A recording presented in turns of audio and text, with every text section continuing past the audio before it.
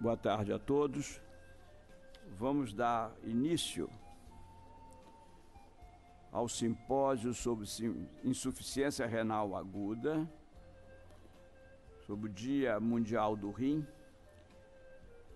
e depois vamos ter uma parte dedicada ao querido, inesquecível acadêmico Nestor Chor, e eu convido à mesa o acadêmico Omar da Rosa Santos, que foi o organizador do simpósio, e queria também convidar o ex-presidente, sempre presidente acadêmico Pietro Lovelino, para se juntar aqui a nós.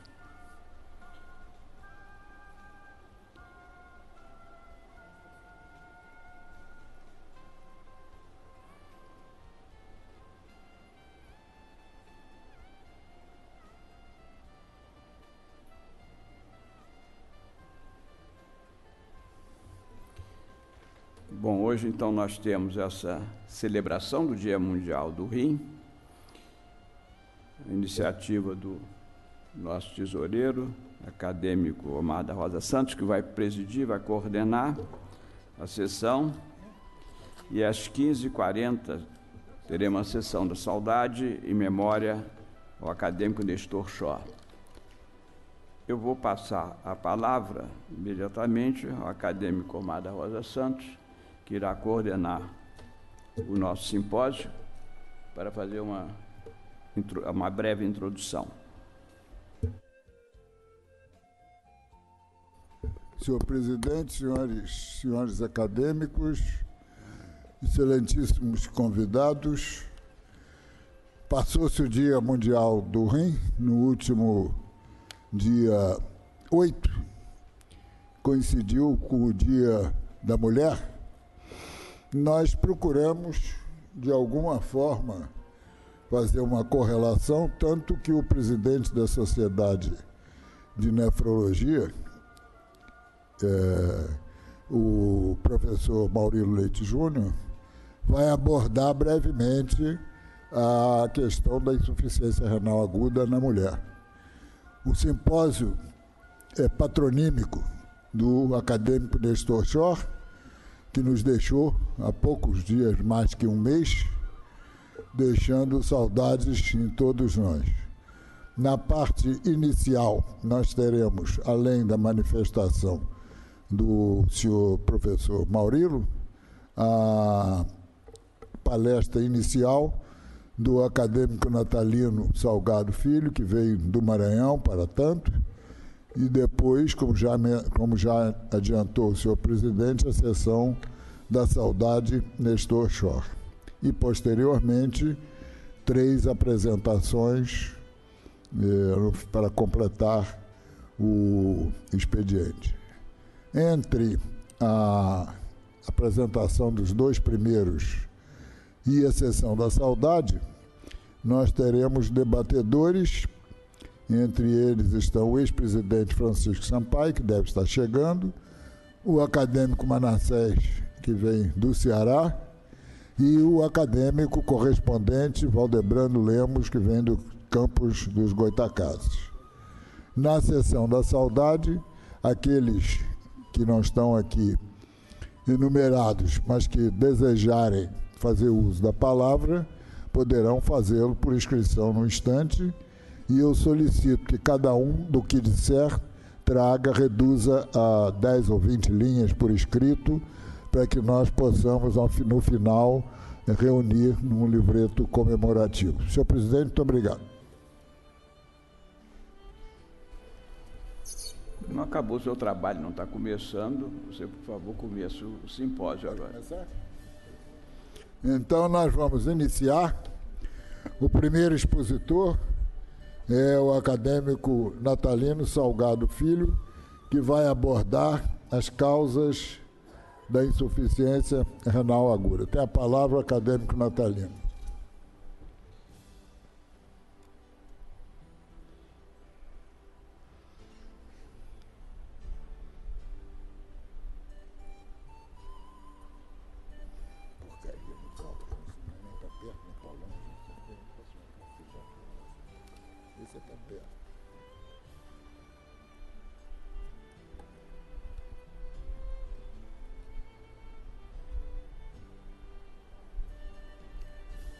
Boa tarde. Inicialmente, meus cumprimentos ao nosso presidente, o acadêmico Jorge Alberto Costa e Silva, nosso amigo acadêmico Omar da Rosa Santos, que coordena esse encontro. Cumprimento também os nossos senhores e senhoras acadêmicos e os colegas nefrologistas que se fazem aqui presentes e demais participantes desse simpósio. Eu vou falar para vocês sobre a insuficiência renal aguda, ou injúria renal aguda, e abordar alguns aspectos inerentes à sua incidência, sua prevalência, discutir aspectos de conceitos e também da sua classificação e o impacto que tem a insuficiência renal aguda nesse grupo específico de pacientes.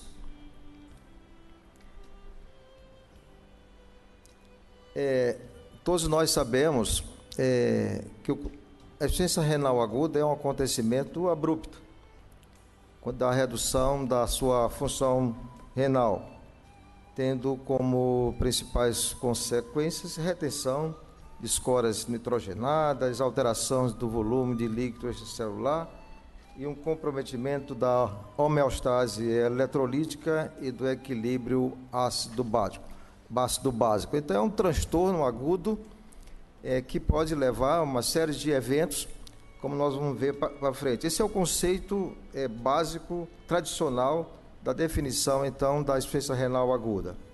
E qual seria a magnitude do problema?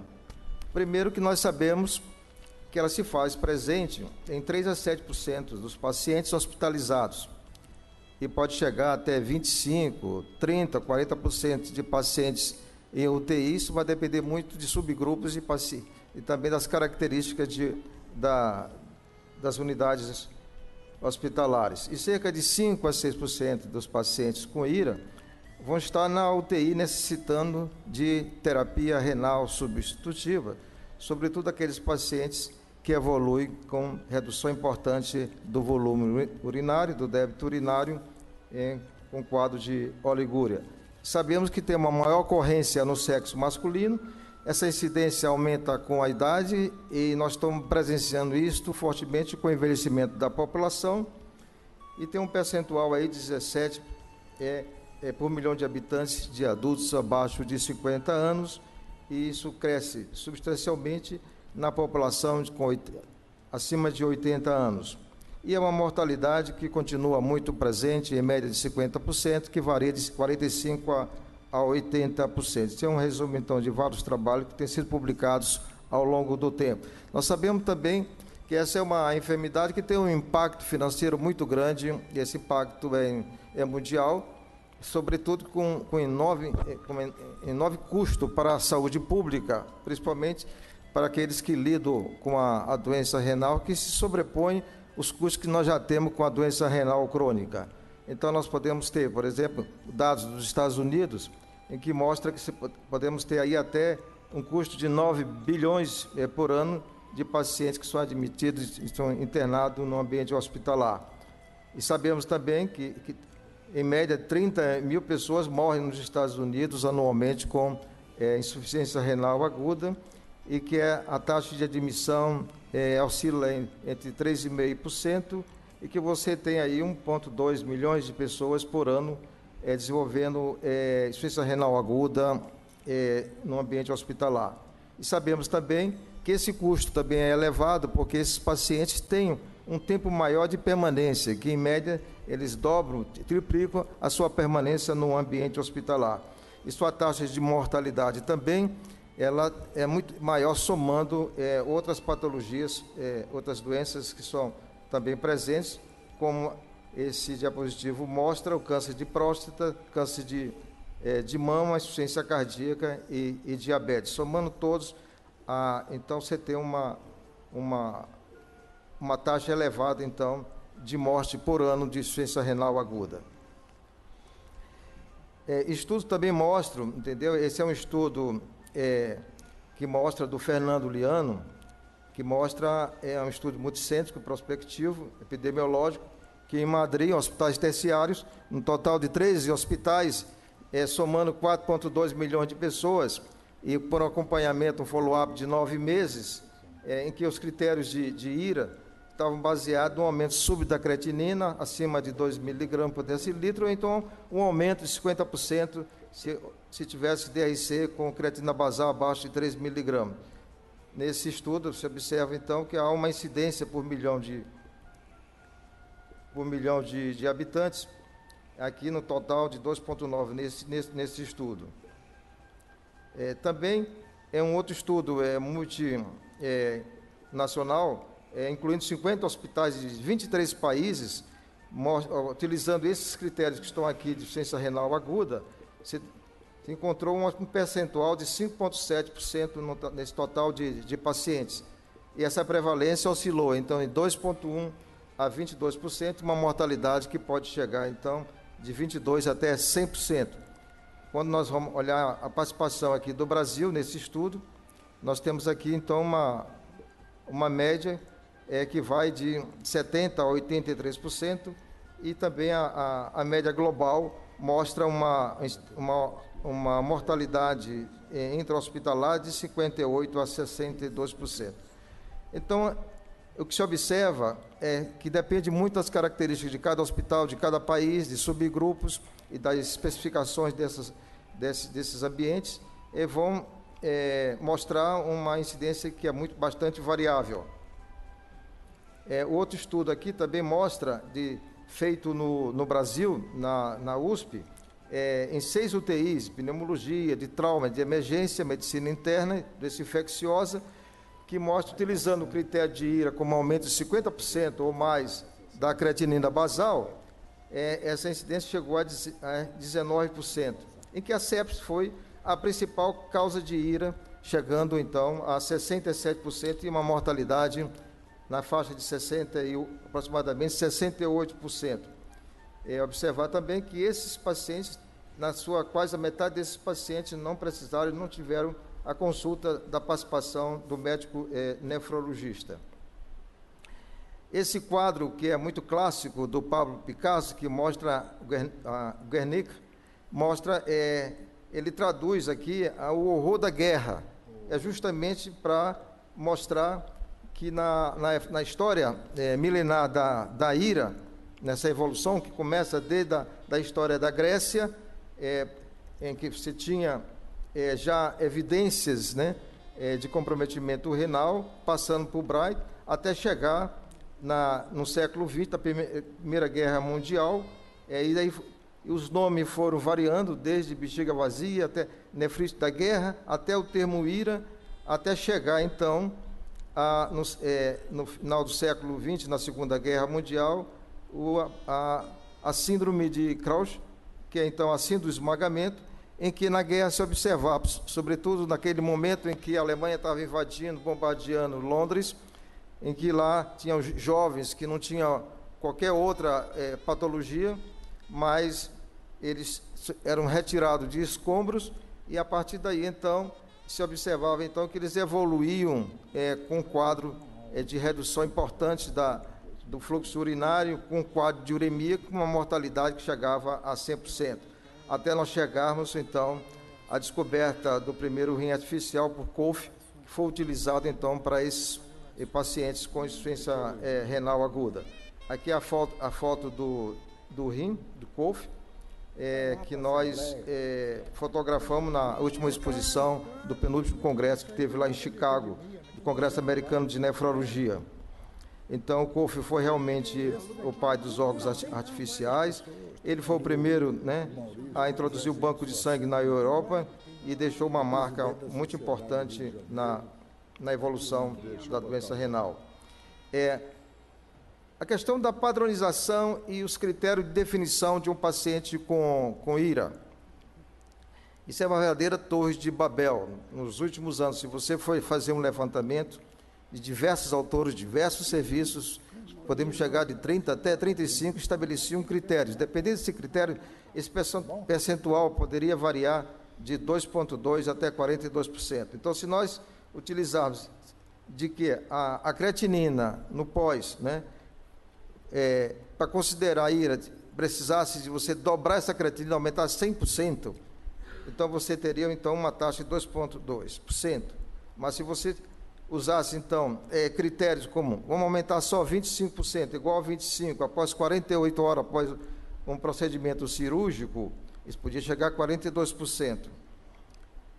E a partir então desse quadro de confusão que existia, de uma padronização, estudos mostraram de que, baseado em pesquisas experimentais, de laboratório, avaliações clínicas, desenvolvimento tecnológico, de abordagem, sobretudo nas unidades de terapia intensiva, acabou acordando em se criar um critério chamado critério de Reifel, e que esse critério ele estabelece vários padrões em que você tem diferentes estágios, e esses valores que estão aqui para medir tanto o débito, a taxa de filtração glomerular, baseado na creatinina e estimando a partir daí a taxa de filtração e o débito urinário, em que você teria fases iniciais de risco, de injúria, de falência, da perda da função renal, até o estágio terminal da doença renal. Esses primeiros estágios aqui, nós teríamos, então, fases iniciais com alta sensibilidade de você identificar esse evento e diagnosticar a insuficiência renal, mas também, em estágio mais avançado, você teria, então, maior especificidade. A insuficiência renal também, ela, com esse critério, ela procurou dar um caminho e estabelecer esses parâmetros. Por outro lado, ainda restava dúvidas do fator tempo em que você fazia esse diagnóstico e talvez precisasse utilizar critérios mais sensíveis. Então, a partir então de novos estudos, se estabeleceu a classificação de Akin, em que basicamente ela copia os critérios do Reifel e acaba então eliminando os dois últimos estágios do Reifel e então faz alguns ajustes nesses parâmetros, como nós vamos ver mais na frente, quando nós compararmos então esses estudos, permanecendo nessas fases iniciais com critério para alta sensibilidade e aqui de alta especificidade. Então, e a partir então de 2012,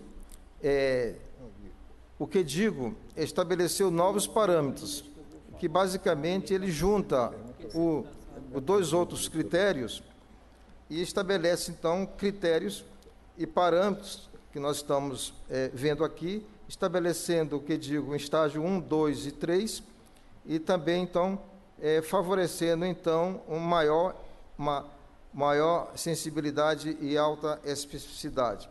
Nesse quadro aqui, dá para comparar e observar o que mudou, o que saiu e ficou estabelecido em 2004 do critério do Reifel e depois do Akin, e agora, mais recentemente, a partir de 2012, do critério do KDIGO, em que basicamente com isto você consegue identificar então mais precoce a lesão renal e a intervenção terapêutica. A mudança da terminologia de insuficiência renal aguda para lesão renal ou injúria renal, e esse termo era muito genérico e de alguma forma ele não definia os eventos, o que estava acontecendo no rim, o momento que você tinha, e poderia perguntar, quando é que está tendo, então, alteração da filtração glomerular, ou quando você está tendo a lesão ou a injúria. Então, hoje, você consegue, pelo menos do ponto de vista do termo, sem mudar a sigla, né, de IRA, a terminologia mais usada é a injúria, como nós vamos ver mais adiante, na sequência dos eventos que ocorrem da insuficiência renal aguda, você tem uma compreensão melhor para diagnóstico e intervenção terapêutica. Esse quadro aqui, então, mostra as complicações, mostra os estágios evolutivos do diagnóstico da lesão renal, da injúria renal, que vai desde o normal até a morte, falência do rim, e as complicações, né, para o paciente, e a necessidade de fazer o diagnóstico precoce. Aqui nós mostramos didaticamente aqui o epitélio normal, aqui o momento da agressão, da toxicidade, ou isquemia, da hipovolemia e isquemia, ou então a agressão por drogas e outras substâncias, de modo que nessa fase que você está aqui, você tem integridade do epitélio, aqui você começa a perder a polaridade, a necrose, até a alteração da apoptose, com morte celular. Nessa fase inicial aqui da injúria, nós podemos utilizar biomarcadores para diagnóstico precoce de IRA. Alguns deles têm sido utilizados com rotina, mas isso não houve uma disseminação pela dificuldade que se tem de ter kits e o custo para ter uma maior aplicabilidade, sobretudo do ponto de vista econômico. Mas podemos salientar aqui o teste da terminação do NGAL, da cistatina C, né, e mesmo do Q1. Porque nós sabemos também que a creatinina, a elevação da creatinina e da ureia, que são excelentes, sobretudo a creatinina, que é um dos mais importantes marcadores da função renal, mas ela é tardia, quer dizer, ela só vai se manifestar e aparecer e ser detectada, e a partir daí, então, fazer o diagnóstico e estimar a filtração glomerular, a partir, então, da morte celular. Então, nós poderíamos ter parâmetros, então, biomarcadores, para fazer o diagnóstico mais precoce, sem perder de vista a importância da elevação da creatinina. Esse diapositivo mostra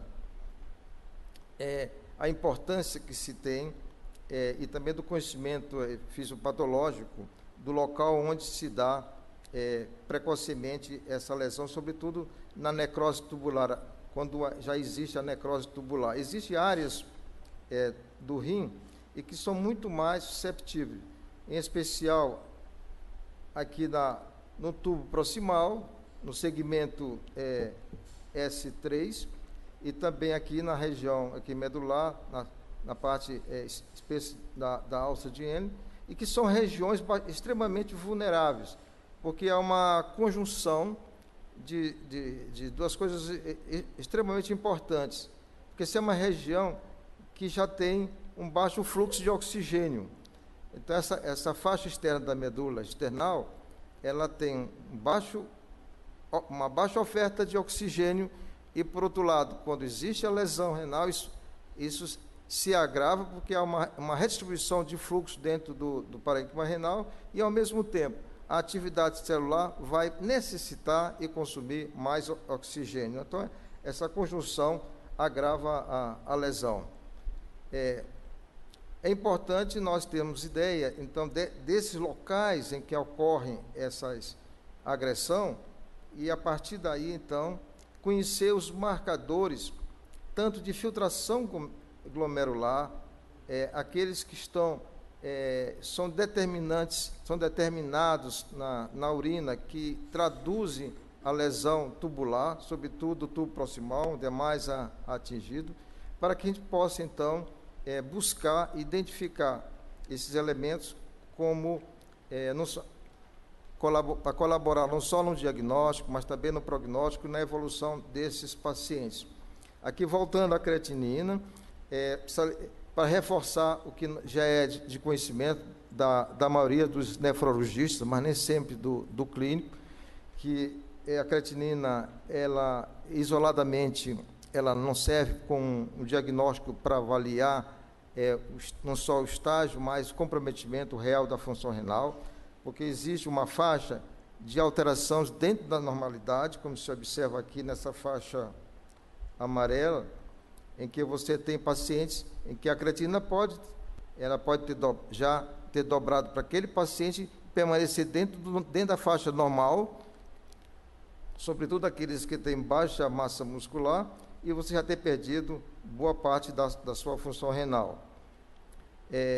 Quando nós vamos pensar na evolução, quais eram as causas mais frequentes de IRA no passado e o que está acontecendo aqui? Quem lê os estudos publicados no livro publicado de Sabac,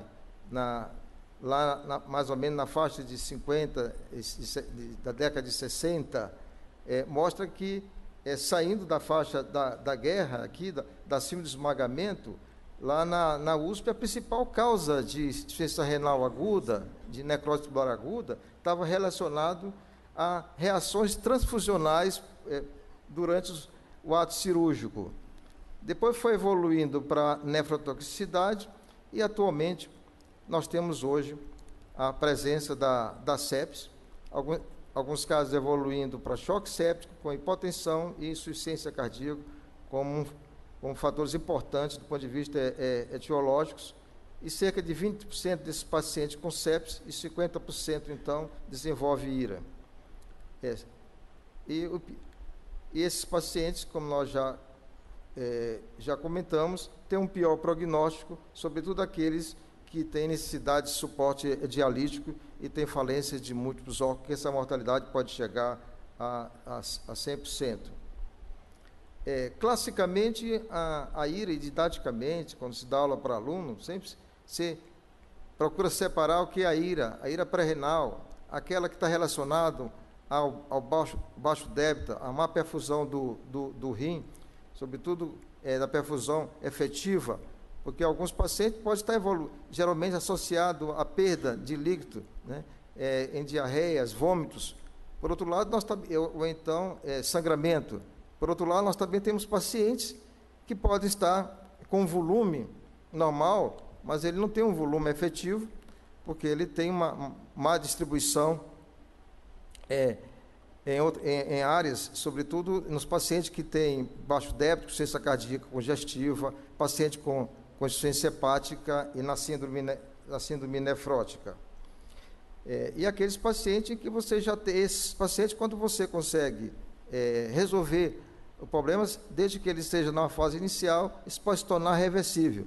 E tem a lesão, ela já está definida, é uma lesão paraquimatosa, orgânica ou intrínseca, em que aí, então, você tem uma evolução, toda ela, de acompanhamento, isso vai depender do tipo da agressão. E aqueles pacientes que também têm uma IRA obstrutiva, que é a pós-renal, e que vai depender, então, de você procurar identificar aquelas causas que são rotineiramente mais frequentes. Mas o que é importante é que você tem que olhar o paciente e olhar aonde pode estar acontecendo a lesão renal, porque ela pode estar no parênquima, ela pode estar no baixo, numa hipovolemia, mas ela pode estar uma obstrução de artéria, comprometendo o fluxo renal, pode estar no glomérulo, está no rim, pode estar no intertício. Então, é um leque de opções em que você precisa ter a ideia aonde é que você pode identificar o comprometimento. Existe também aqueles pacientes que têm maior exposição, portanto, maior suscetibilidade para desenvolver a doença renal. Por exemplo, aqui na exposição sepsis, estado crítico, queimaduras, trauma, cirurgia cardíaca, grandes cirurgias, entendeu? Não cardíacas, nefrotoxicidade, contrastes, toxinas, plantas ou animais, e animais, e também a suscetibilidade daqueles pacientes que estão desidratados, estão com depressão de volume, idade avançada, do sexo feminino, e que já tem a etnia, a doença renal crônica, e que passa, na maioria, muitas vezes desapercebida. A doença, então, crônica também, de coração, de órgãos importantes, como pulmão, fígado, o próprio diabetes, câncer e anemia. Então, o paciente ele precisa ser visto do ponto de vista clínico, do ponto de vista para que você possa identificar aqueles pacientes que são mais susceptíveis a desenvolver insuficiência renal aguda. Então, a injúria renal também aguda, ela pode estar associada às doenças tropicais. No Brasil, nós temos o Bodman, que tem maiores experiências, né, mundiais, e que aqui tem um quadro que se observa que a malária pode se fazer presente como etiologia da doença renal aguda, e que esse percentual é bastante variável. A leptospirose, e ela é sazonal, depende das enchentes, mas ela está aí muito presente em várias regiões do país, e chega a um percentual que oscila de 40% a 87%. A dengue, não muito bem estabelecida, mas tem estatística mostrando essa variação. As lesões, do ponto de vista renal, que vai ser objeto de discussão, elas também é bastante variável, que pode ser desde uma nefrite tubulointersticial, pode ser também uma necrose cortical e também uma trombose vascular.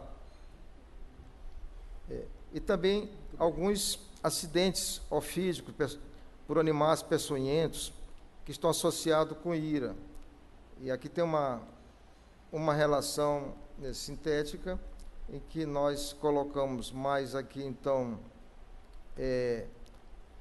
dentre esses animais, entendeu, peçonhentos, aqui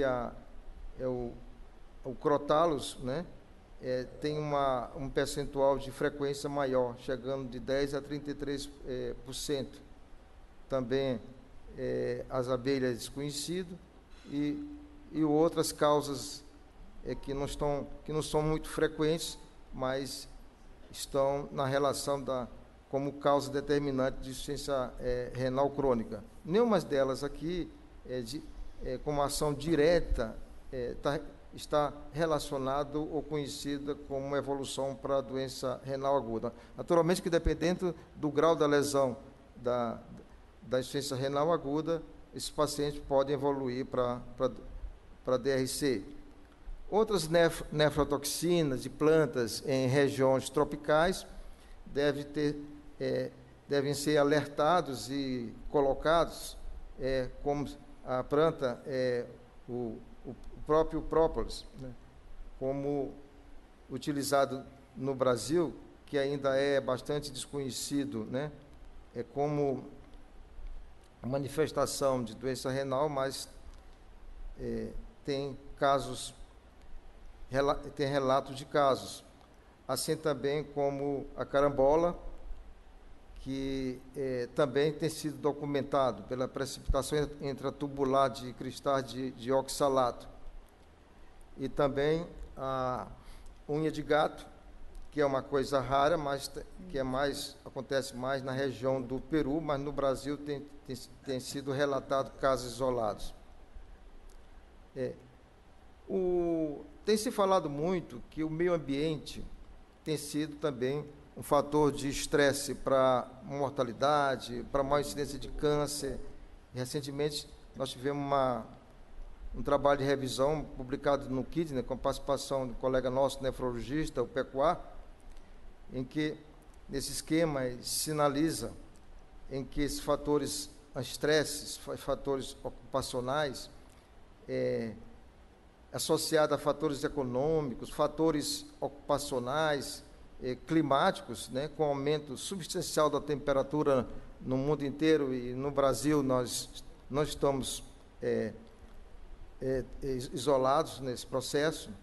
Existem também aqueles fatores individuais. O trabalho extenuante, a questão da insuficiência da reidratação desses trabalhadores. Isso pode levar a uma suposição e possibilidade de eles levar isquemia no rim, e que essas lesões isquêmicas que vão se fibrosando podem, ao longo do tempo, levar uma progressão para a doença renal crônica.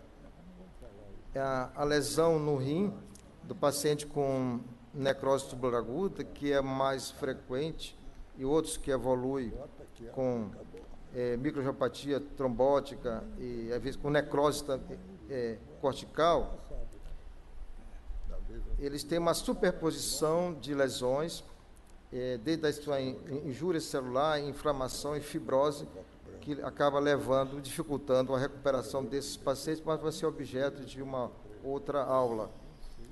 Então, esse diagnóstico etiológico da insuficiência renal aguda, como já foi salientado, tem que levar em consideração aonde as causas determinantes e o local que está acontecendo no rim, até mesmo para nós evoluirmos no diagnóstico. Alguns pacientes que demoram a recuperar a função renal e ultrapassam, às vezes, 4, 8 semanas e requerem uma biópsia renal para saber a causa determinante, quando não está bem definida, como da etiologia da lesão renal. Como já foi colocado, nós podemos ter desde uma glomerulonefrite, uma nefrite intersticial associada a drogas, também síndrome de compartimento abdominal, com pressão intravascular, rabdomiólise, mieloma, sepsis, síndrome cardiorrenal. Então, o paciente precisa ser pensado com amplas possibilidades do que está acontecendo, que é importante que você esteja não só manuseando o paciente crítico na UTI, utilizando todas as ferramentas para recuperar o paciente, mas precisa saber e pensar na causa etiológica. Mas se esse paciente evoluir favoravelmente e você tiver que dar alta para esse paciente, tem um estudo mostrando que se você usar a cistatina como um fator preditivo de recuperação do rim, ela aparece mais cedo na recuperação do rim. Ou seja, aqueles pacientes que não tem mais nenhuma outra complicação que você conseguiu debelar, em que ele está na iminência de ter alta, e que esta alta ela pode ser antecipada, além de diminuir o custo hospitalar. Também é importante para o paciente que quanto mais tempo ele permanece no hospital, mais infecção ele vai ter. E que a cistatina, diferente da creatinina, ela decresce muito mais rapidamente. Então, o paciente já está evoluindo razoavelmente bem na recuperação funcional, nesse trabalho mostrando que a creatinina aqui permanece elevada e a cistatina houve uma queda. Como a cistatina ela está sendo utilizada quase que rotineiramente em muitos hospitais, ela pode ser um bom marcador também de avaliação para alta precoce nesses pacientes. Lembrando que a cistatina ela é filtrada, ela também é reabsorvida quase 100% na urina, então o aumento dela no sangue ou na urina serve como um biomarcador também de filtração glomerular e também de lesão tubular. Acadêmico Natalino ainda tem 5 minutos. Acho que eu vou concluir antes. Mas as consequências tardias da insuficiência renal aguda, nós já comentamos e sabemos que ainda hoje temos uma alta mortalidade nesses pacientes, em média 50%, e na unidade de terapia intensiva, com sepsis, choque séptico, e também com falência de múltiplos órgãos, pode chegar a 100%, independente do suporte que se tem hoje, do quanto se avançou nessa área. Esses pacientes, eles podem evoluir para a doença, uma parte desses pacientes que conseguem se recuperar, eles podem evoluir para a doença renal crônica. Então, e aí é um contexto múltiplo, em que ela pode ser recorrente, ela tem várias disfunções e vários mecanismos que interagem no ciclo virtuoso de agressões, em que esses doentes precisam ter um acompanhamento frequente. Existem também estudos mostrando recorrência e preditores da insuficiência renal aguda. O que é que faz com que o paciente possa ter recorrência da doença, da insuficiência renal aguda? Ou seja, ele tem a doença hoje, e aqui em média, nesse trabalho, mostrando em que a IRA, num período de acompanhamento de até 12 meses, 25% dos pacientes eles tiveram recorrências. Então, cada vez que ele tem uma nova IRA em cima daquela pré-existente, ele vai lesando mais seu rim. Isso é um fator para DRC. E a mediana do tempo de recorrência, nesse trabalho, mostra até 64 dias. Como fator maior de risco, estava nesse trabalho aqui, mostra que a albumina sérica, que aumentou, quando comparada 3 comparado com 4, ou 2 comparado com 4, é um fator de risco aumentado. Quanto menor a albumina, maior o risco dele ter recorrência de insuficiência renal aguda. Então, passa a ser um fator preditivo. Outro também é doença hepática avançada, HIV, e estágio do que digo. Estágio 2 comparado com 1, ou estágio 3 comparado com 1, então, como maior estágio do que digo, na avaliação desses pacientes, eles têm, então, maior probabilidade de ter essa recorrência da doença renal. Na evolução da doença renal, ela vai depender muito do que está acontecendo, da agressão das células tubulares. Então, a falha da diferenciação tubular e redução da massa renal após o evento é que vai levar às anormalidades hemodinâmicas e progressão da doença renal para o paciente que vai recuperar ou aqueles que vão permanecer com doença renal.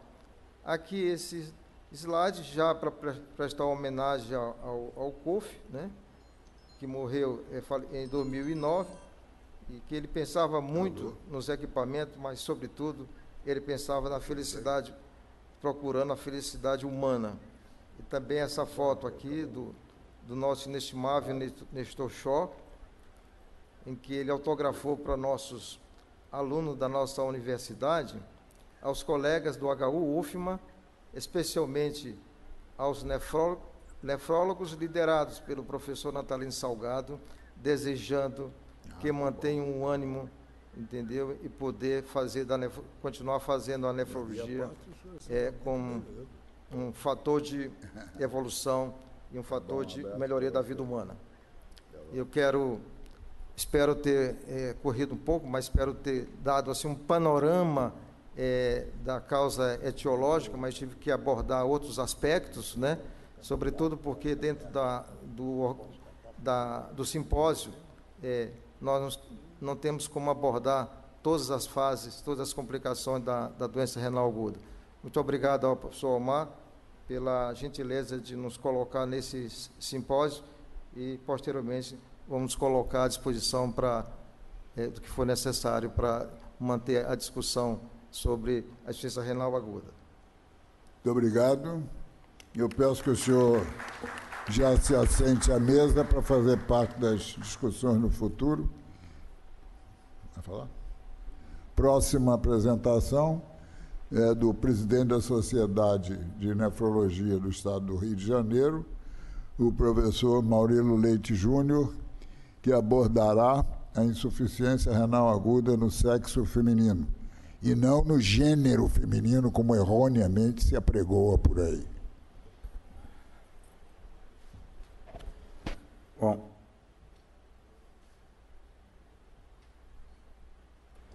boa tarde a todos.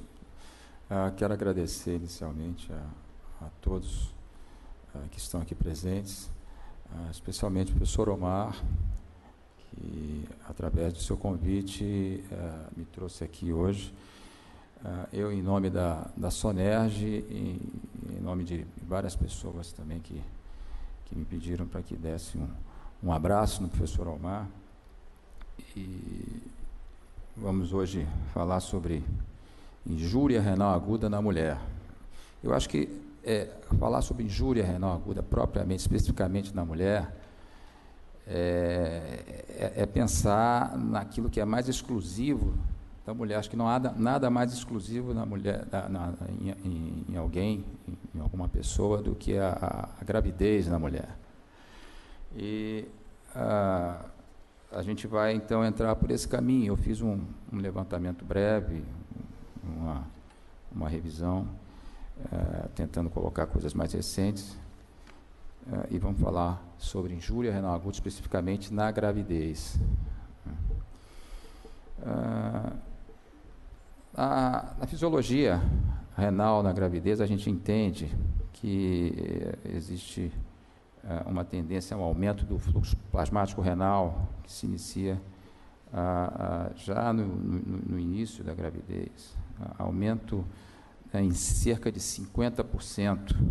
E numa fase mais tardia, a gente tem a queda do fluxo plasmático renal a níveis pré-gravidez, porém com aumento da fração de filtração. Isso é em função de que a gente observa uma pressão oncótica diminuída, né, na mulher grávida, um aumento na pressão hidráulica, de perfusão, de filtração e também um aumento na permeabilidade glomerular. E aqui só revendo muito rapidamente, muito brevemente, a fisiologia na gravidez. A gente tem aqui, vamos chegar aqui já, uma vasodilatação sistêmica, aumento da capacitância vascular, diminuição do pós-carga, aumento do débito cardíaco e, especificamente ao nível renal, alguns fatores placentários, né, que determinam estímulo da síntese de óxido nítrico e vasodilatação renal, é o seu efeito. Vasodilatação combinando com o aumento do fluxo sanguíneo, aumento da filtração glomerular. Por consequência, um pico na 13ª semana e, por consequência, a gente tem uma diminuição da creatinina sérica, né, característica da mulher. A gente tem também uma condição no meio interno em que há um aumento da quantidade de água relativa à quantidade de sódio, né. Então, temos uma diminuição até da natremia, dentro do normal, mas uma discreta diminuição. Mas essa diminuição da creatinina, ela impacta em toda a situação, em toda a circunstância em que a gente está diante da definição, segundo os critérios, né, os que a gente conhece de Rifle, de Akin e de Cadigo, da injúria renal aguda. Porque se a gente parte de uma creatinina mais baixa, a gente já vai ter dificuldade para poder encaixar dentro desses critérios que a gente já usa normalmente nos indivíduos, nas pessoas que não estão num estado de gravidez. Bom, começando agora propriamente falando sobre a IRA, a gente tem aí 1 a 20 mil, né, episódios, né, graves, né, necessitando de terapia renal substitutiva em países desenvolvidos. Isso parece ser maior nos países em desenvolvimento, nos países do terceiro mundo. Então, essa incidência parece ser maior. Muitas pacientes possuem comorbidades, como hipertensão, diabetes, doença renal crônica, e também, em consequência, a gente vai ter aí algumas situações que, pela presença dessas comorbidades, elas se predispõem a aparecer, né, como pré-eclâmpsia, com ou sem a síndrome HELP, que a gente vai falar um pouco mais, né. Mas aqui a gente tem um apanhado das causas nessa documentação recente de Jim, em que a gente pode dividir em pré-renal, intrarrenal e pós-renal, como classicamente fazemos. Em pré-renal a gente já pode falar que hiperemese gravídica, hemorragia e insuficiência cardíaca são condições importantes na determinação de uma IRA pré-renal. Na intrarrenal, a gente vai ter várias situações levando a necrose tubular aguda à necrose cortical, né, que é característica, embora não seja histopatologicamente a condição mais comumente encontrada nas IRAs da gravidez, mas ela é característica, uma das características da gravidez é apresentar a necrose cortical. E várias outras condições, como a pré-eclâmpsia síndrome HELP, pré-eclâmpsia com ou sem síndrome HELP, a gente vai falar um pouco sobre isso. A doença gordurosa do fígado na gravidez, PTT e CHUA, né, síndrome hemolítica urêmica e púrpura trombocitopênica trombótica da gravidez. Outros estados, como pielonefrite, embolia amniótica, algumas situações também que podem ocorrer na grávida, como lúpus, como glomerulonefrite difusa aguda, como síndrome de anticorpo antifosfolipídio, de várias situações que podem acometer a grávida e desencadear um processo de injúria renal aguda. E como pós-renal, a gente tem hidronefrose devido à compressão uterina, injúria de ureteres, né, iatrogênica, obstrução ureteral por cálculo ou tumor, né, e isso tudo pode acontecer. Então, fiz aqui um apanhado, auxiliado aqui pela classificação pelo quadro que foi publicado recentemente numa revisão por Jim. E a gente tem aqui também um desenho que é bem interessante, que nos faz entender melhor a disposição cronológica de cada uma dessas entidades. A gente vê aqui que antes dos primeiros 20 meses, que são marcantes em termos de patogênese da IRA na gravidez, a gente observa mais o aborto séptico. Em algumas situações a gente vai ver, em alguns lugares a gente tem isso um pouco mais exuberante. E o aborto séptico é mais observado em países em desenvolvimento, países do terceiro mundo, mas também acontece em várias documentações na Europa e nos Estados Unidos. Em seguida, a gente tem várias outras condições, descolamento de placenta, a hemorragia severa após descolamento, com coagulação intravascular disseminada, que é característica, as alterações de coagulação são muito importantes e muito ativas na gravidez, e esses processos de coagulação intravascular são sempre determinantes, importantes na patogênese da doença renal. A gente vai falar um pouco sobre isso. Sepsis, que pode ocorrer em qualquer situação, embora tenha se colocado aqui com maior incidência a partir da 16ª semana ou por aí. Pré-eclâmpsia, eclâmpsia, síndrome HELP, agregado ou não. Fígado tomado por gordura agudamente, a gente vai falar sobre isso, e as microangiopatias trombóticas, né, que a gente caracteriza como PTT e CHUA. Então, está aqui dispostas as idades, né, as épocas em que a gente se vê como situações mais prováveis na determinação da IRA na gravidez, e a gente pode situar, dependendo da semana em que ocorre, essas causas prováveis. Então, falando um pouco aqui sobre aborto séptico, em que a gente vê mais na fase inicial, no primeiro trimestre, por exemplo, a maior causa de IRA na gestação na Índia. A gente observa isso, a Índia tem trabalhos interessantes em que eles acompanharam por 3 décadas, e a gente vai falar sobre isso daqui a pouco. Descolamento de placenta é também uma condição importante, a gente já falou, hemorragia grave, muitas vezes pós-parto. Causa importante nos estudos chinês e canadense, que a gente vai mostrar aqui agora. E um estudo indiano mostrando que o aborto séptico é realmente significativo na casuística deles, como causador de IRA da gravidez. E a gente tem aqui um estudo egípcio que é interessante, que mostra como causas a síndrome HELP, a hipertensão relacionada à gravidez e sepsis em terceiro lugar. E com uma mortalidade significativa, em que a gente tem 31,3% quando ocorre a injúria renal aguda.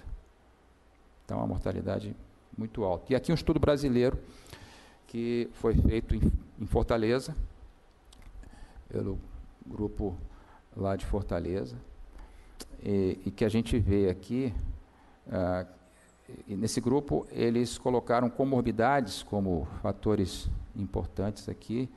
O HIV foi das principais comorbidades nessas pacientes, pielonefrite, doença hepática e distúrbio de coagulação, diabetes e hipertensão crônica, foram todos eles colocados como comorbidades importantes. A mortalidade devida à injúria renal aguda, nesses casos, foi de 21%. E interessante, é colocado como fatores de risco relacionados, associados ao parto cesáreo. O fato de haver parto cesáreo como uma associação importante. Ainda um estudo, aqui se voltando para o nosso lado aqui, novamente em Fortaleza, o mesmo grupo, mostrou aqui as maiores causas foram a hipertensão relacionada à gravidez, síndrome HELP, mas também sepse puerperal, importante, o descolamento de placenta, síndrome hemorrágica urêmica e o PTT, uma mortalidade alta de 30,9%. Isso é um desdobramento daquele estudo no mesmo grupo. E aqui um estudo indiano, em que eles fazem uma avaliação de 3 décadas e como tem mudado. Quer dizer, eu estou mostrando todos esses estudos como evidência de que a gente tem, de acordo com locais, muita diferença na casuística, nos fatores causais, na patogenia, e até mesmo no mesmo lugar, como na Índia, a gente está vendo aqui, em épocas diferentes, a gente tem uma transformação, uma mudança também no panorama da etiologia da injúria renal aguda. O que a gente vê aqui é, uma mudança no sentido em que a gente vê mais no início, em 1982 a 91, uma injúria renal pós-aborto, muito mais frequente do que nas fases mais tardias da gravidez. Ao ponto em que a gente tem uma mudança, que no decorrer dos anos de 2003 a 2014, a gente tem uma inversão desse padrão. Passa a ter uma prevalência de doenças mais tardias da gravidez. E é a sepse puerperal a maior causa, como a gente está vendo aqui, nessa pizza, como foi colocado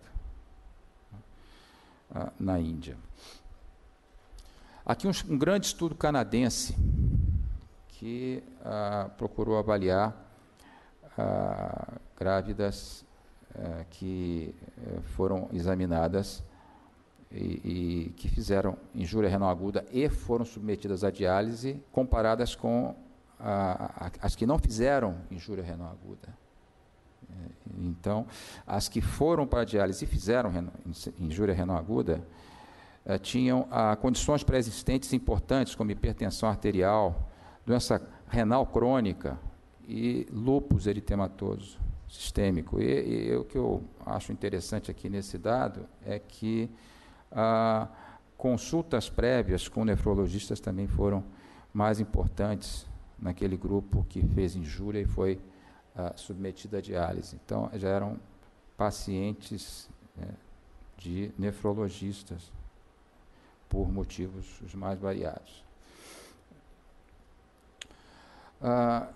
E nesse estudo ainda, a complicação entre os grupos, a gente vê aqui, novamente, uma associação com parto cesáreo, né, e como complicações médicas, as causas mais importantes, pré-eclâmpsia, microangiopatia trombótica, sepse e hemorragia pós-parto.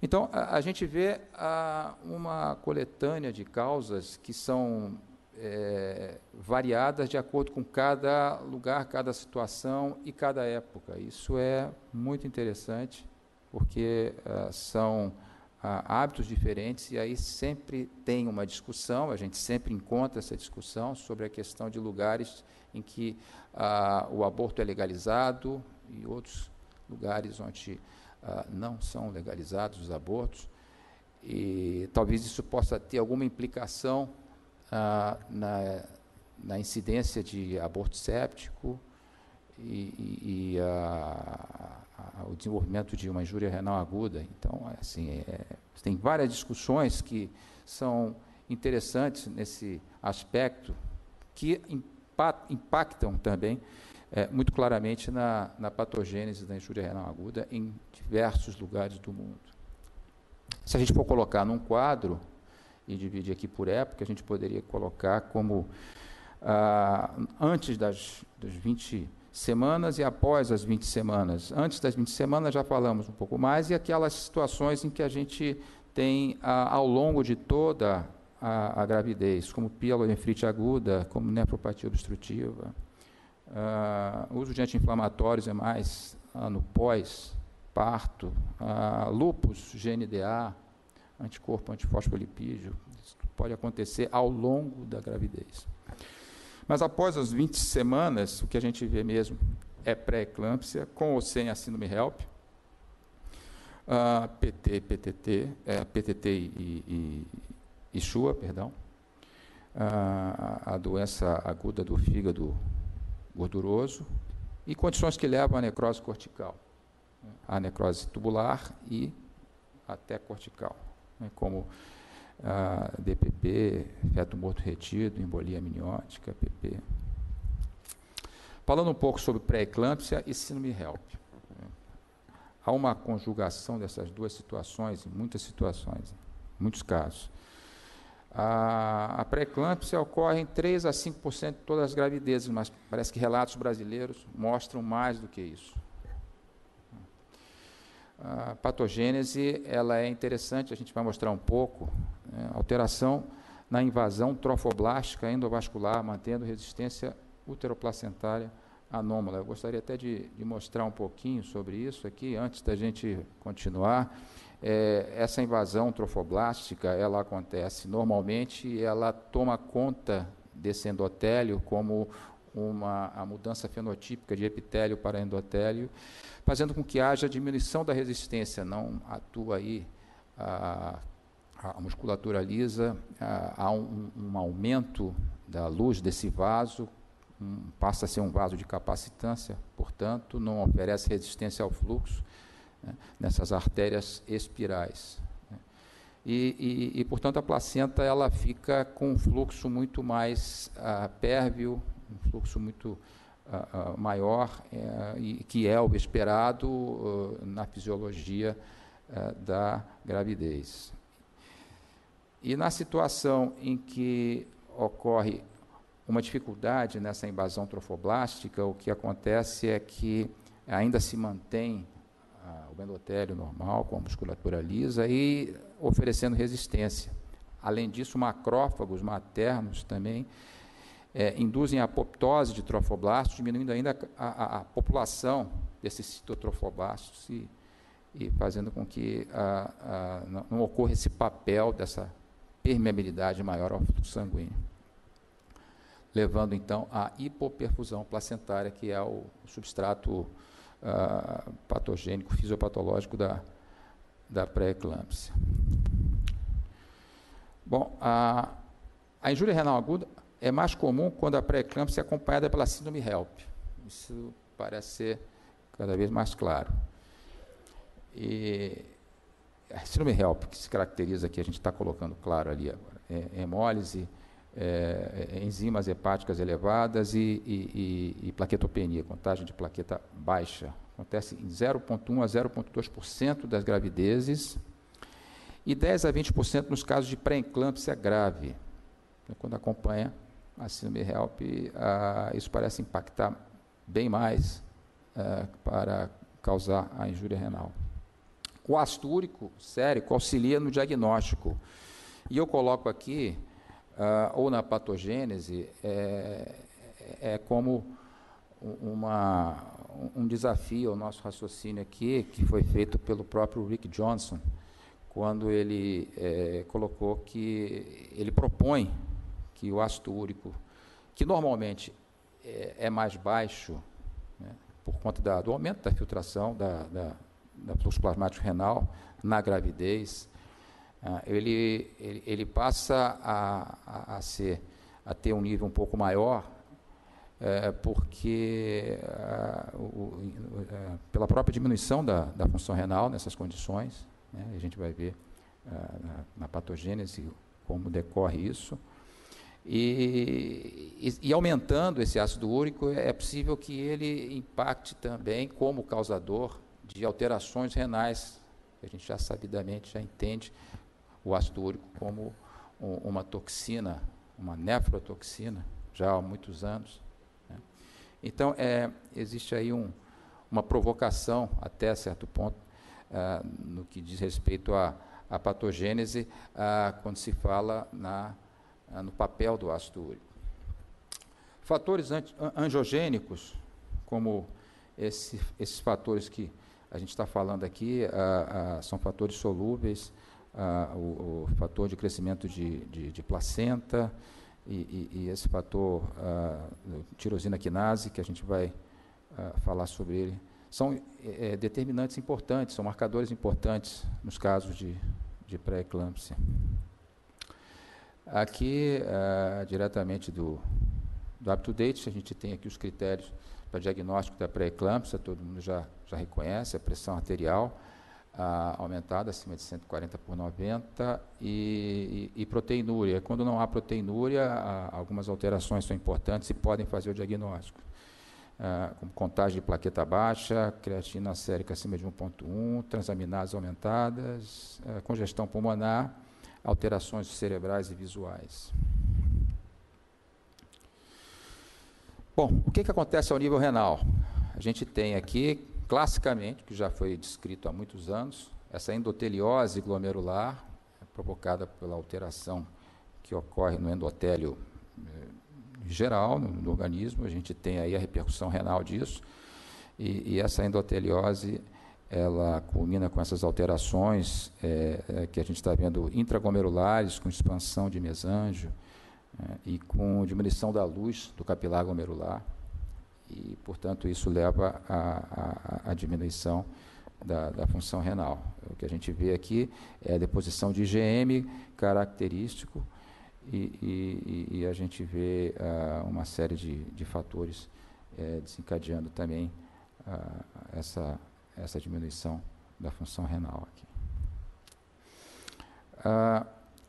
Esses marcadores angiogênicos, que a gente já estava falando, tirosina quinase 1, do tipo FMS, eles são importantes, né, como critérios diagnósticos, aumentam, em geral, quando a doença está mais ativa, nas fases mais tardias da gravidez, portanto, ao passo que esse outro marcador, que é o fator de crescimento ligado à placenta, placentário, ele está diminuído, né, quando ocorre o desenvolvimento da pré-eclâmpsia, e com pré-eclâmpsia clínica ele tem o seu nível até mais baixo.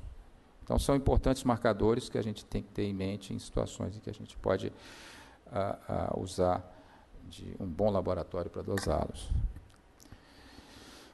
Nos voltamos agora para a síndrome hemolítica urêmica atípica, que é o que a gente vê na gravidez, e a púrpura trombocitopênica trombótica.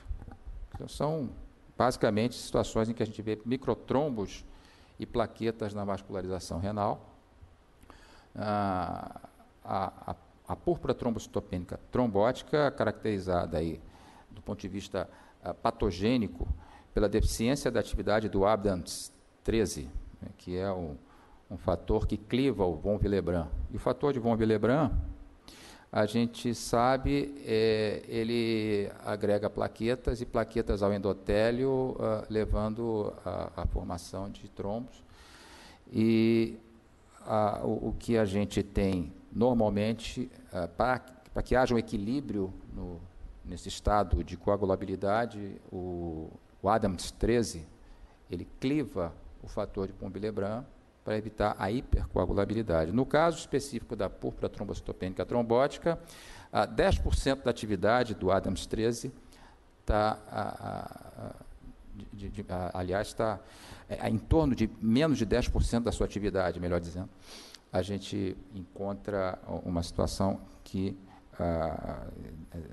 leva à suscetibilidade à púrpura trombocitopênica trombótica. Então, é uma situação em que a gente tem uma diminuição da atividade do Adams 13, caracteristicamente.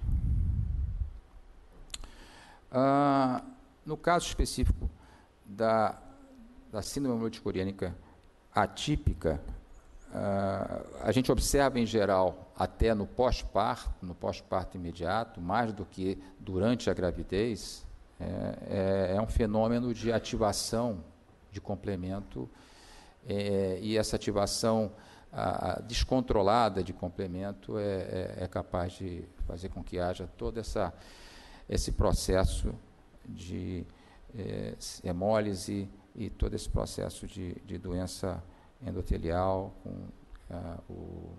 o desenvolvimento de doença renal. Ela, de fato, ela está mais relacionada à IRA do que propriamente o TTP, a púrpura trombocitopênica trombótica. Então, e a gente encontra aqui nesse gráfico a implicação do sistema complemento muito mais, aqui não é tempo, aqui é a intensidade da atividade do complemento, muito mais relacionada à situação de síndrome multicurêmica do que em outras condições que a gente vê como causadoras importantes de injúria renal aguda durante a gravidez, como síndrome HELP, que ainda tem alguma atividade de complemento associada, e muito menos a atividade de complemento está associada à pré-eclâmpsia e eclâmpsia. Então, é uma doença de complemento, é importante, como a gente já vem estudando já há alguns anos. E, falando um pouco da síndrome HELP, a gente tem aqui inflamação hepática mais acentuada, quando a gente encontra associada à pré-eclâmpsia. A injúria renal aguda torna-se mais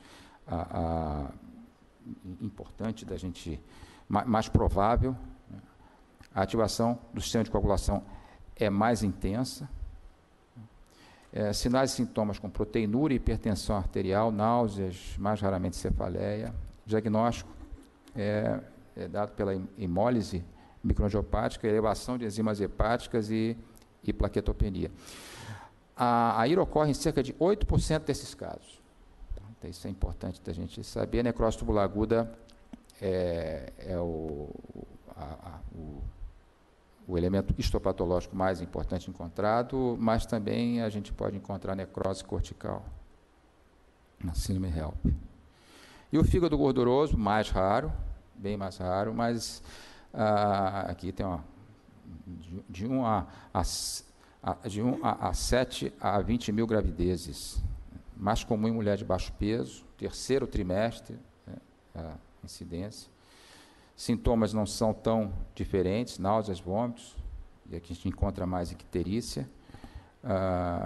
Se associa a ir em até 60% dos casos, né, embora seja raro, mas quando existe é uma associação importante. Pode ocorrer hipoglicemia, isso é uma característica importante também. Há uma deficiência de vasopressinase hepática, podendo ter o aparecimento de diabetes insípido central.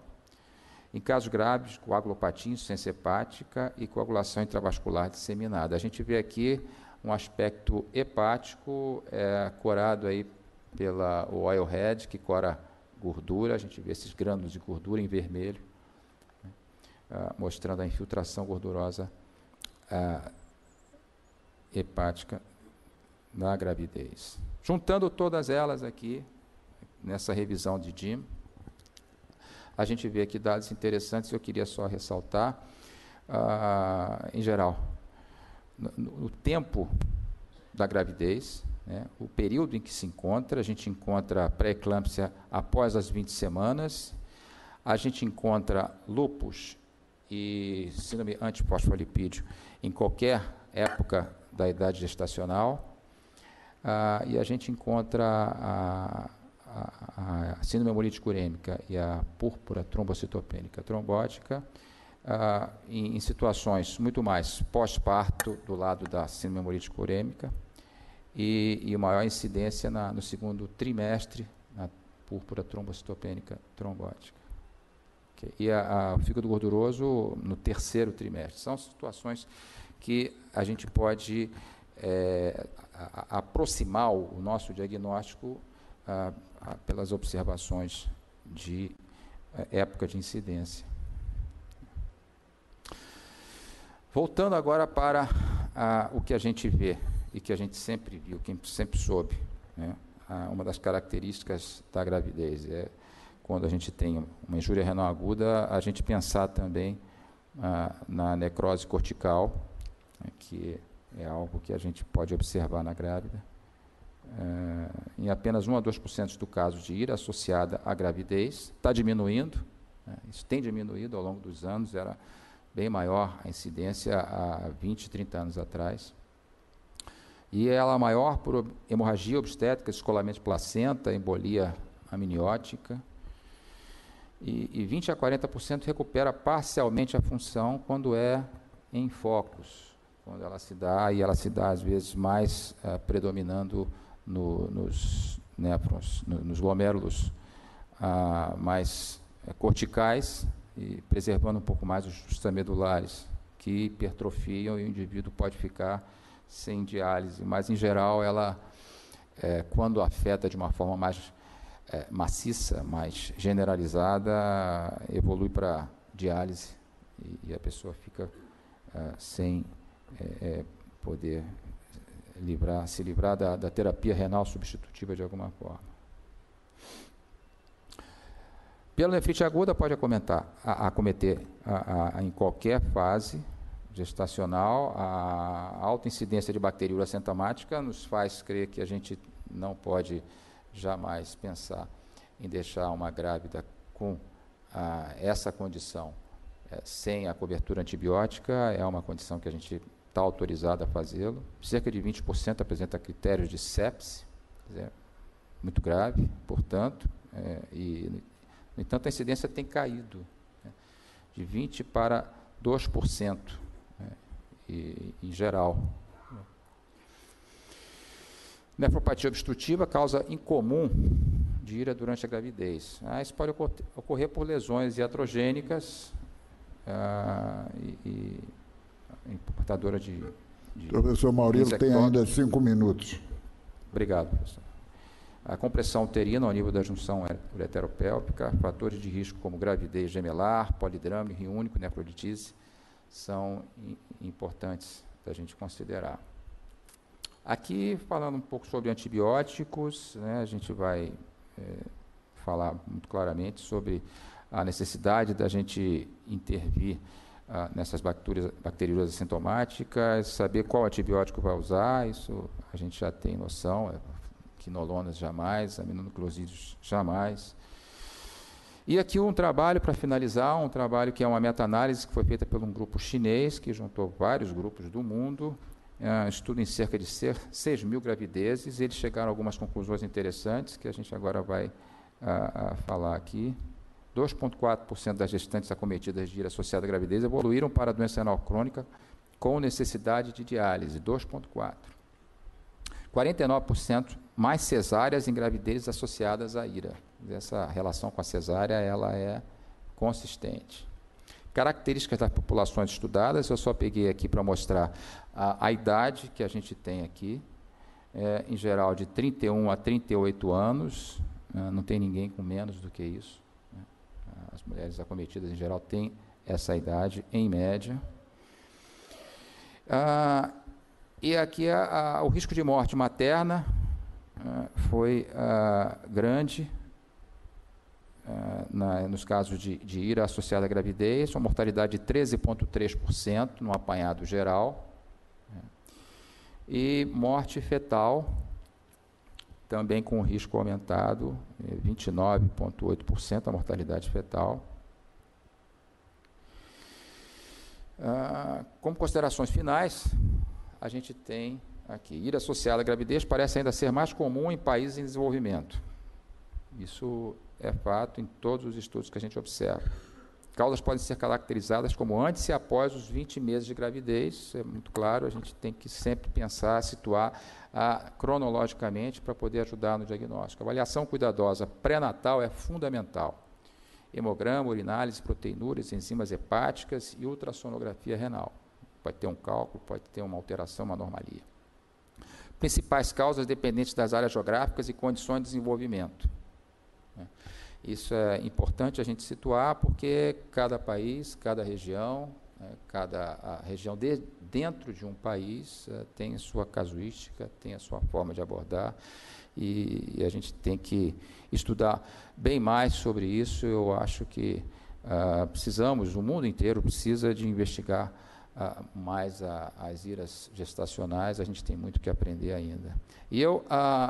faltando aí talvez 1 minuto, eu gostaria só de fechar aqui, fazer uma homenagem à mulher pelo dia e pela semana que a gente viveu aí, juntando o Dia Mundial do Rim com o Dia da Mulher, o Dia Mundial. A gente gostaria de falar um pouco sobre elas, mas prefiro aqui ler um poema que eu achei interessante, que é o seguinte: um aroma suave exalou das mãos do Criador quando seus olhos contemplaram a solidão do homem no jardim. Foi assim: o Senhor desenhou o ser gracioso, meigo e forte, que sua imaginação perfeita produziu um novo milagre. Fez-se carne, fez-se bela, fez-se amor. Fez-se, na verdade, como Ele quer. O homem colheu a flor, beijou-a com ternura, chamando-a simplesmente de mulher. Obrigado a todos.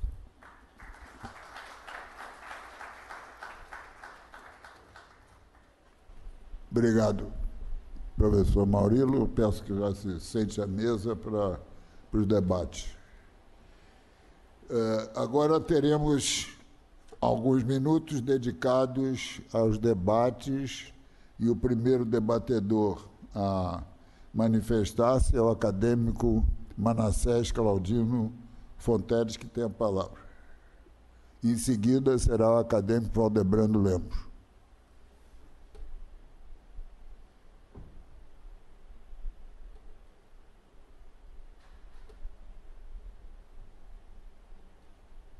Aí.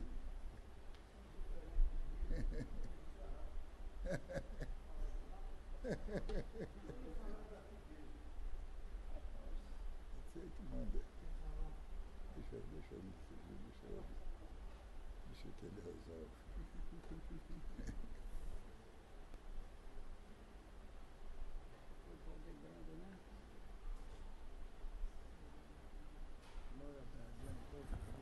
É bom, rapaz. É um prazer grande estar aqui hoje, nesta tarde, para discutirmos a insuficiência renal aguda em tempos de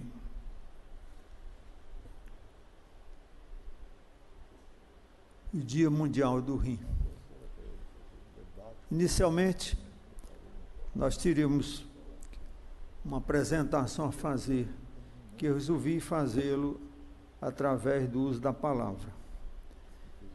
Vou fazer menos, porque também o presidente da mesa não me disse quanto tempo eu tenho, mas eu calculo que não deva ser muito longa a minha apresentação.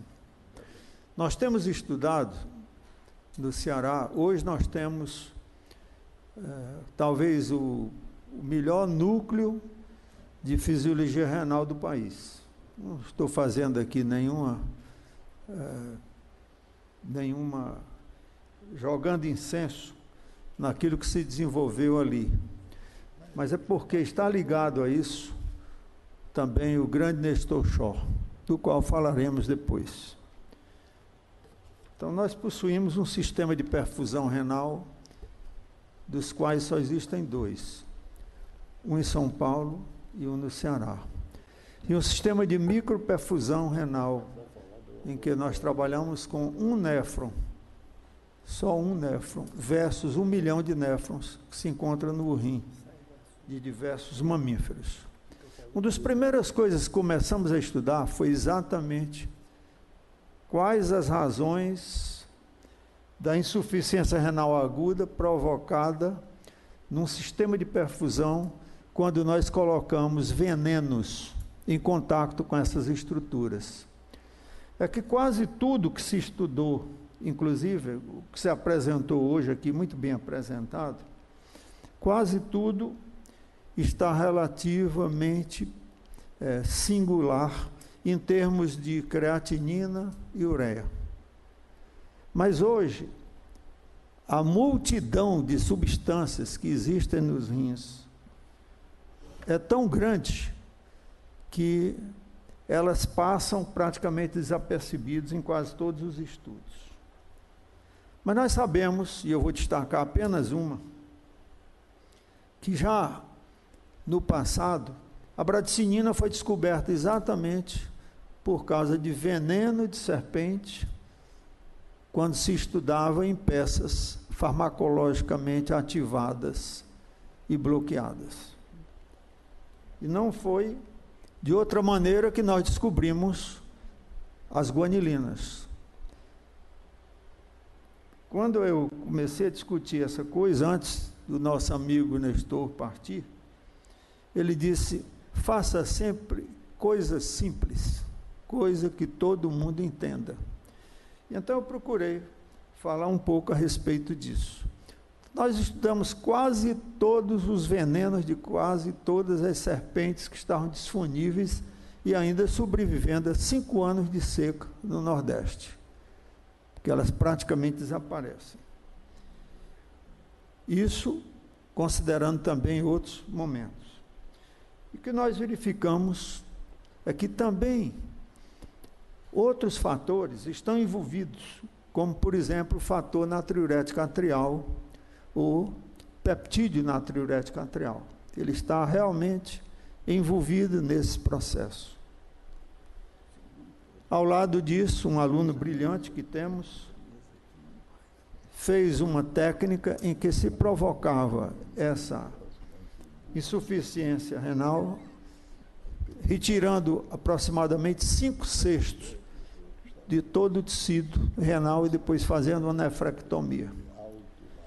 E aí nós vimos que o sistema das guanilinas está altamente ativado.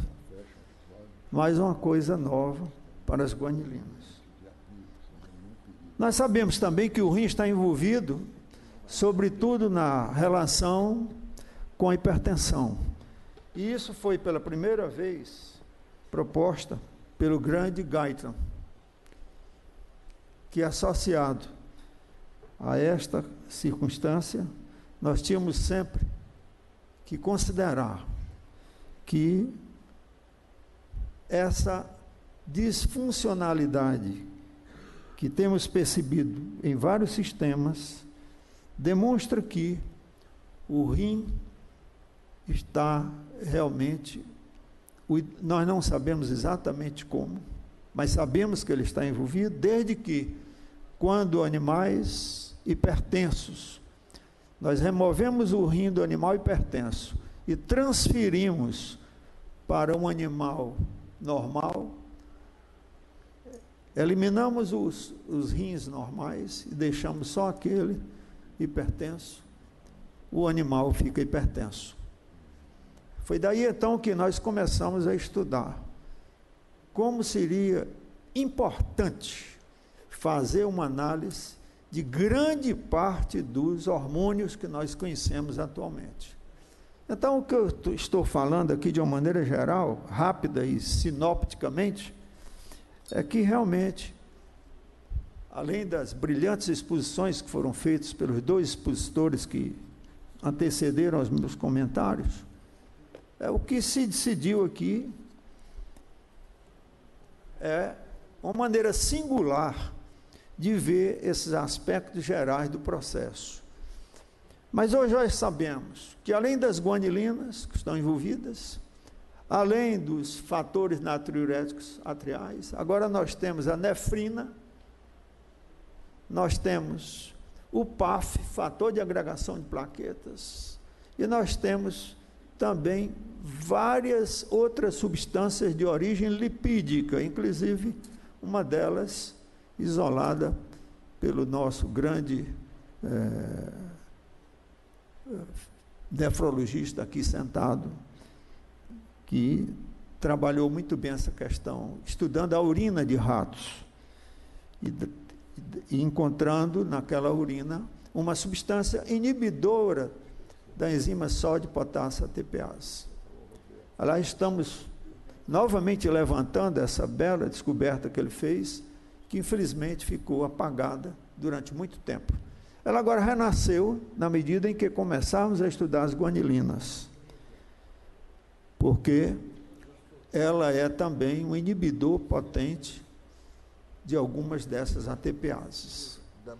Então vejam agora que nós estamos lidando com outras substâncias que a gente desconhecia, a gente não tinha a mínima ideia que os rins fossem tão importantes, né? E nós já sabíamos, entretanto, que na rabdomiólise há um envolvimento muito grande de destruição de tecido renal, que no veneno da cascavela,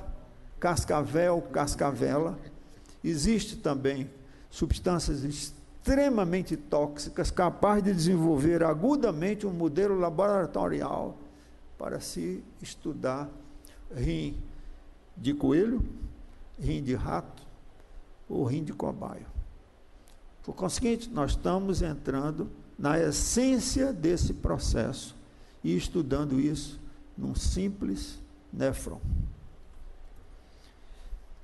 É muito importante também que se veja o problema dessa insuficiência renal aguda, que as pessoas não têm estudado muito um outro aspecto que é crucial. O que é que ela deixa depois que se cura?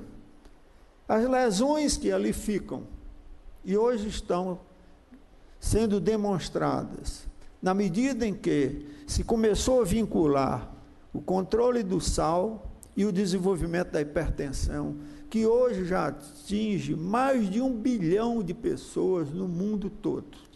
Por conseguinte, é um problema grave.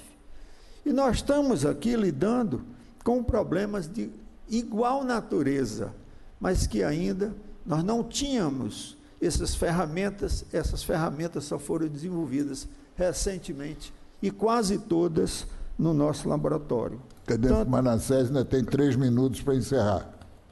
Eu encerrarei em 3 minutos. Por conseguinte, é muito importante que nós tenhamos atenção para as novas substâncias que estão disponíveis e que já podem ser utilizadas. Eu chamo a atenção para 2 problemas que eu acho que também estão sendo esquecidos no estudo do tópico aqui apresentado como temática. E é exatamente o desenvolvimento da chamada resistência insulínica, que está associada diretamente com a capacidade do rim de captar insulina para a sua própria degradação metabólica. Ao lado disso, existe um outro fenômeno que está sendo estudado agora, e pouco estudado ainda no homem e na mulher, que é exatamente a presença da chamada diurese pressórica. Essa diurese pressórica, precisávamos tomar material de todas essas pessoas que foram tratadas para a sua sobrevivência e que foram até curadas. O que é que acontece com esse fenômeno de diurese pressórica vinculada ao sal? Então, diante disso, este é um assunto, é uma temática extremamente importante, que requer, talvez, estudos muito aprofundados, ou muito mais aprofundados, no nível de como o rim reage produzindo novas substâncias ativas, substâncias essas que têm importância muito grande, tanto no desenvolvimento da hipertensão, no desenvolvimento da hipertensão dependente de sal, como também em outras patologias, como as patologias imunológicas dependentes de IgA e de IgG. Como o meu tempo são 3 minutos, eu paro aqui. No próximo ano, eu continuo.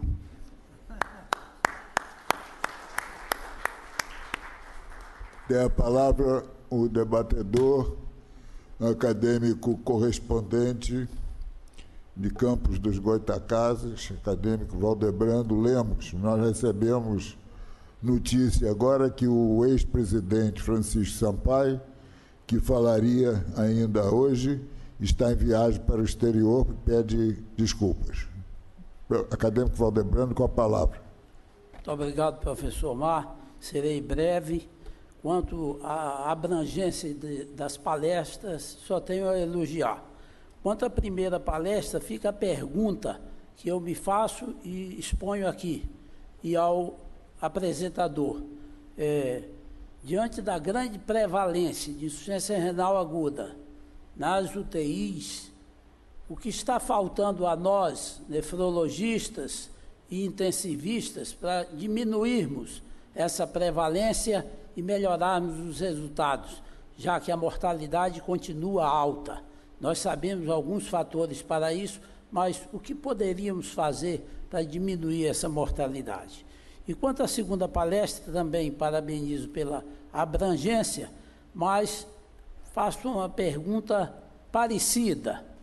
Será que a participação do nefrologista nas equipes de obstetrícia não melhoraria essa frequência, essa prevalência de doença renal na gravidez? Salvo engano, o Lindheim, de Chicago, já fazia essa interrogação há alguns anos antes. Então, perguntando se a participação do nefrologista não melhoraria isso. Eu me lembro que lá em Campos acompanhamos 7 casos de HELP e com excelente resultado materno, ou seja, sem mortalidade, 7 casos, porque a intervenção foi precoce. Em todos os casos, nós dialisamos precocemente, ainda na fase de peritoneal, em terapia intensiva e com ótimo resultado. Essa integração nefrologista com intensivista e nefrologista com obstetra, eu acredito que melhoraria, mas gostaria de ouvir a opinião dos palestrantes. Muito obrigado, acadêmico Valdebrando. Eu peço que se sente aqui conosco para continuar nos debates. Antes de passar a palavra aos senhores expositores, eu quero frontalmente discordar do meu amigo Valdebrando Lemos, que diz que a mortalidade continua a mesma na insuficiência renal aguda. Não, é verdade. Ela mudou a etiologia da insuficiência renal aguda. Nos anos 50, nós tínhamos tóxicos, transfusão de sangue, grande cirurgia biliar e as questões obstétricas. E a mortalidade era da ordem de 50%. Nos anos 70, foram os centros de tratamento intensivo, foram as sepses e foram os contrastes radiográficos. E a mortalidade continuou a mesma, mas a etiologia variou. A gravidade aumentou muito.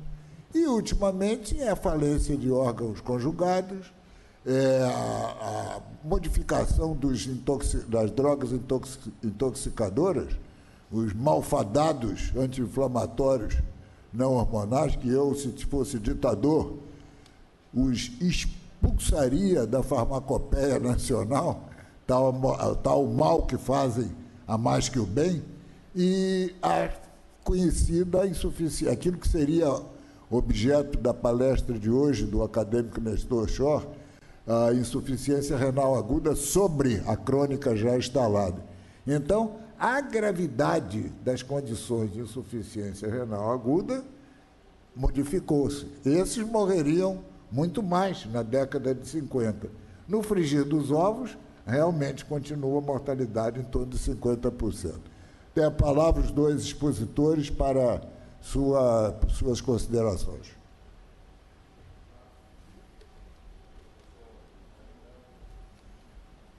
Professor Valdebrando, muito obrigado pela pergunta. Sim, eu acho que foi a primeira coisa que eu observei quando eu comecei a fazer esse levantamento, que de fato nos parece ser relativamente escasso, né, o que se documenta sobre a injúria renal aguda na gravidez.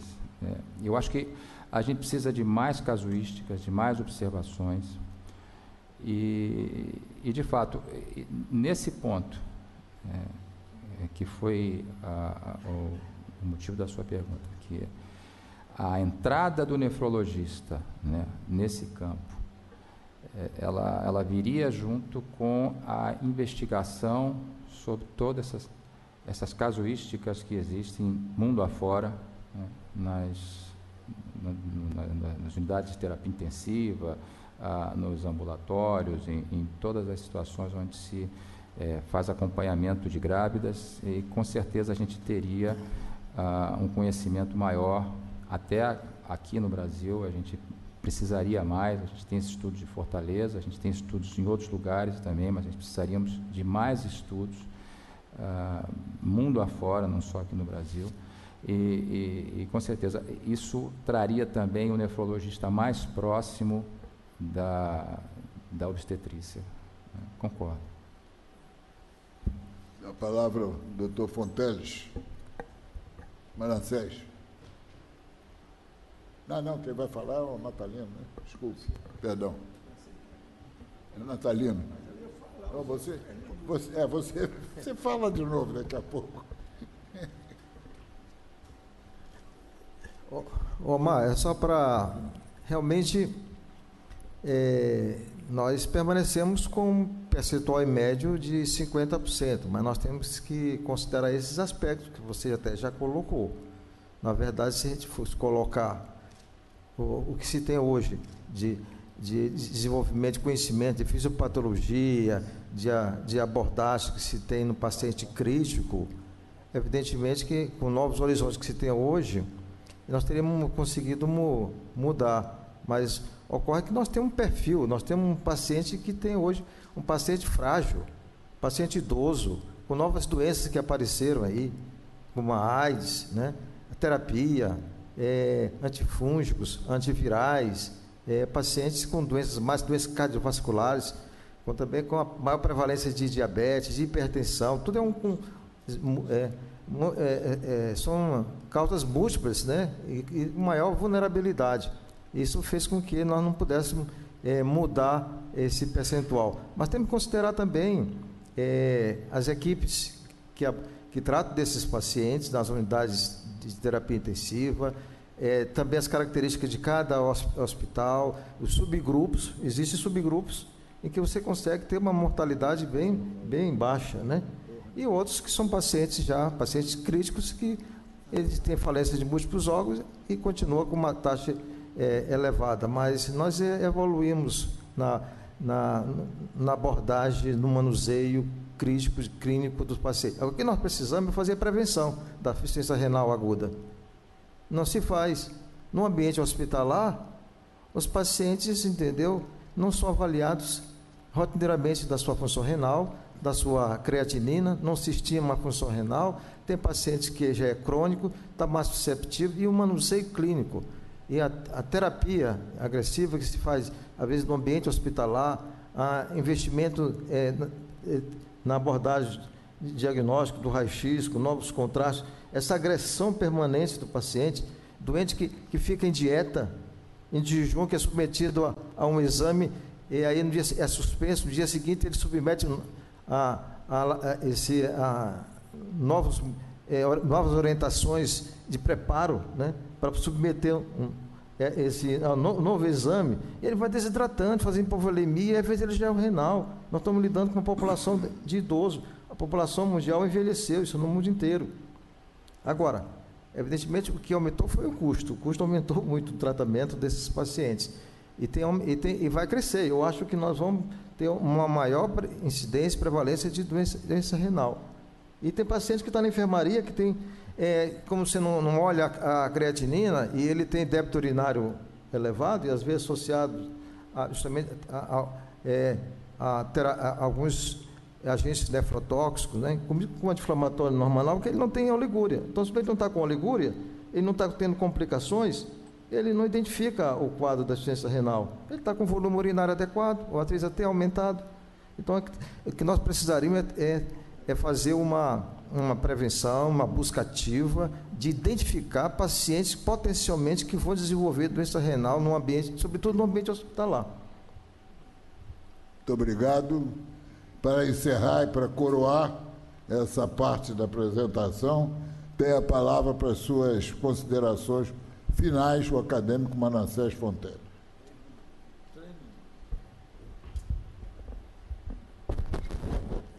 Bem, eu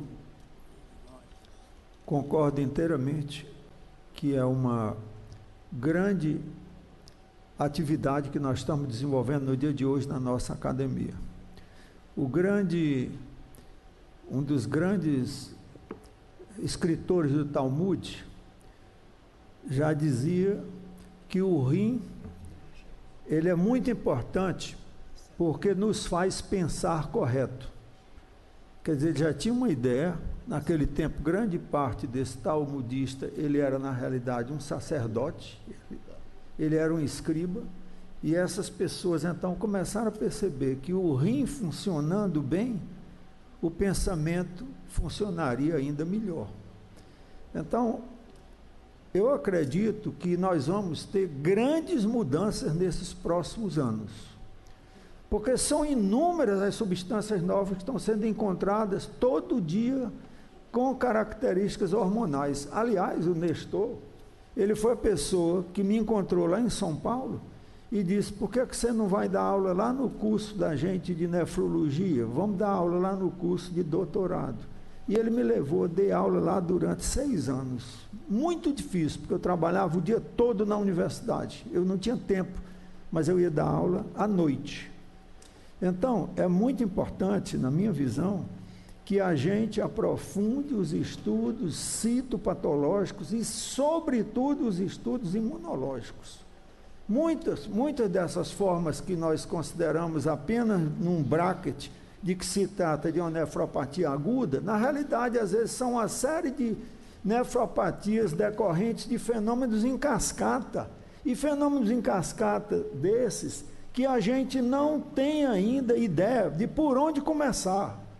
E isso vai melhorar o tratamento. Por exemplo, os anti-inflamatórios não esteroides. Por exemplo, os contrastes. Agora mesmo eu tenho um amigo meu que está internado no UTI, porque foi aplicar um contraste para esclarecimento diagnóstico e ele entrou em coma.